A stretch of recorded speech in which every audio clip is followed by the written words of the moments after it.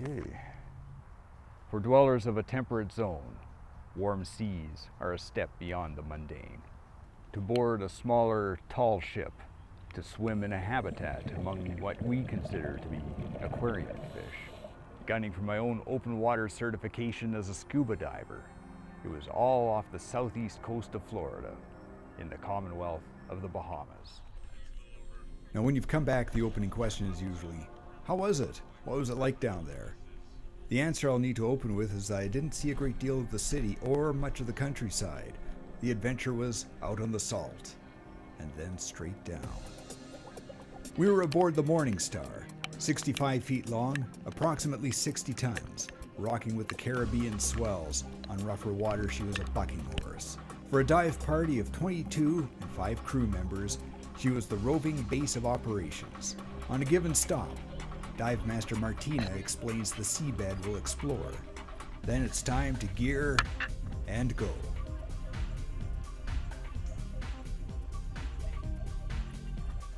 We've traveled to the Exuma Keys. West of the Keys and below water, islands take a different form, cropping up as reef heads. Like islands above, they're a cradle of life. A diver always strives for the right buoyancy that enables a swim among the reefs, even when there's a current. And in the Exuma Keys, the currents were mostly pretty mild. There's an equilibrial evenness to being buoyant underwater, a contrast to conditions on the surface.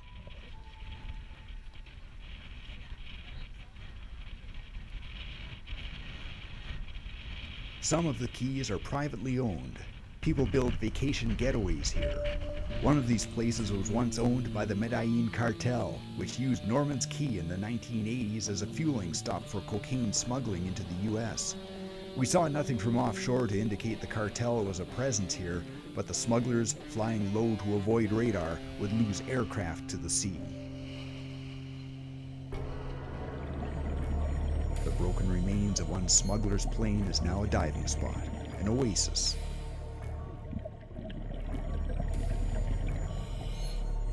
Down here, human artifacts become shelter for sea creatures. Within a torn section of one wing, small fish wait us out. Around the wreck, grassy coral sands stretch away into the haze.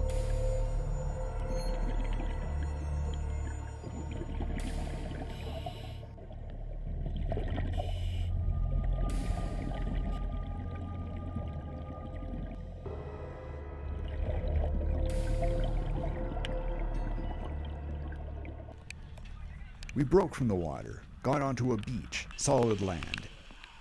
Beaches in the Bahamas are crown land up to the high water mark. Legally, this makes them public access.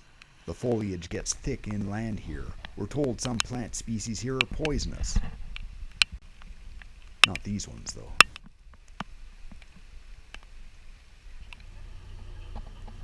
Aboard ship, the big culture shock in these confines. And that's how you get rid of things. Keep pumping.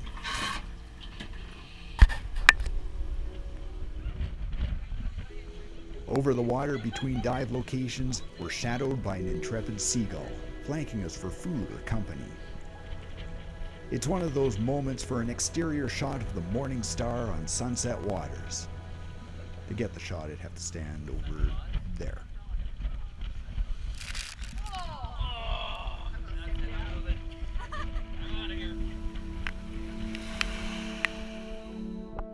Push through the surface conditions. Eyes to the horizon. Take the plunge.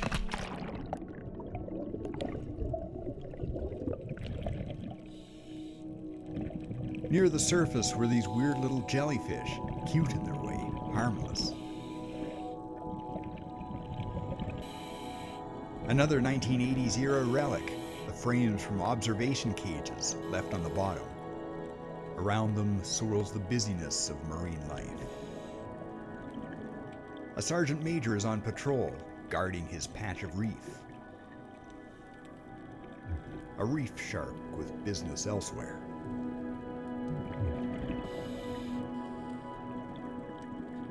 I was temporarily adopted by a school of blue chromis.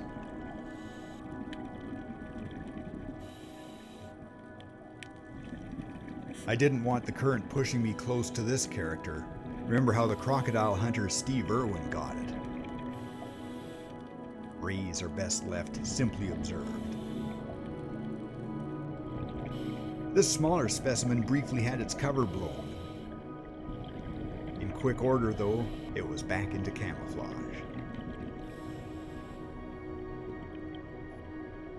A lionfish.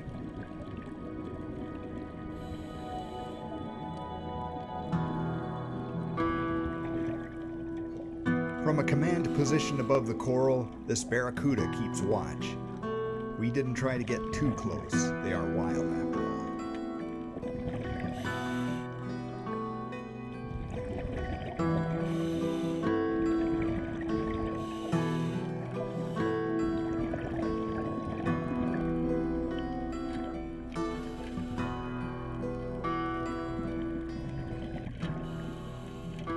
When we departed, looking back down, the barracuda was still holding position.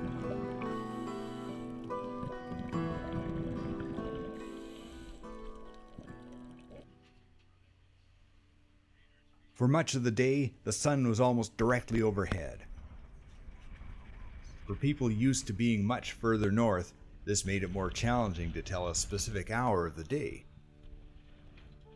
Island life has boundless water to contain it. We're used to boundless land. The sloop is further confining, but it is live-aboard transportation and has taken us to a total of 17 dive stops. Our almost last dive was different. It didn't involve a stop. This is a drift dive. We catch the flow that streams between the keys from deeper out and let the current transport us. Martina tows a buoy floating up on the surface, a marker for Morningstar to track our position as it moves ahead to an interception point. The rest of us follow Martina, and we all catch the current, thus the drift.